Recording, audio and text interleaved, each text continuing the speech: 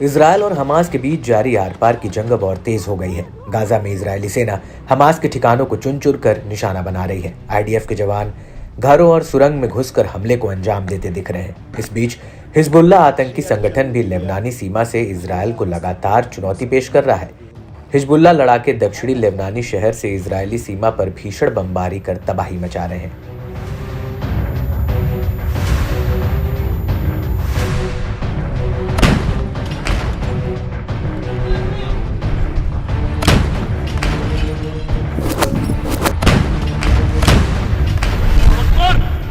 Hezbollah ने Israeli सैन्य संपत्ति, खासतौर से इजरायली मरकवा टैंक के खिलाफ शुरू किए गए एक ऑपरेशन का फुटेज जारी किया। इसमें एक सटीक एंटी टैंक गाइडेड मिसाइल यानी एटीजीएम हमले को दिखाया गया है।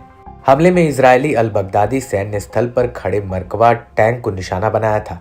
एटीजीएम पर लगे कैमरे में रिकॉर्ड फुटेज सैन्य लक्ष्य को निशाना बनाने, उसे नष्ट करने में ऑपरेट और सिस्टम की सटीकता को दिखाया गया। दावा है कि हिजबुल्ला ने जनवरी 2024 से 2 अन्य ऑपरेशनों में भी इस खास तरह की प्रणाली का इस्तेमाल किया है।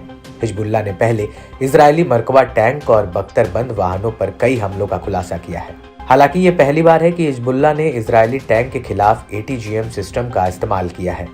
माना जा रहा है कि हिजबुल्ला अब अत्यधिक प्रभावी हथियारों का उपयोग करके इन इजरायली बलों और सैन्य उपकरणों को निशाना बना सकता है, जो लड़ाकू विमानों की सीधी नजर में नहीं है।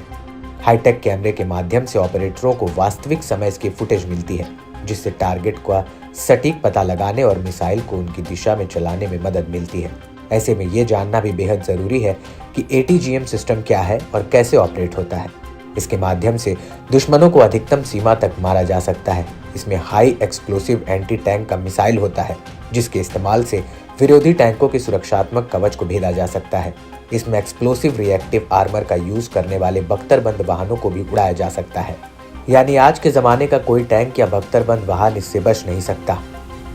गौरतलब है कि जब से इजरायल हमास के कब्जे वाले गाजा में हमले कर रहा है, जिसकी वजह से गाजा में मासूम और निर्दोष लोग मारे जा रहे हैं, तभी से हिजबुल्ला लगातार इजरायल पर हमले कर रहा है।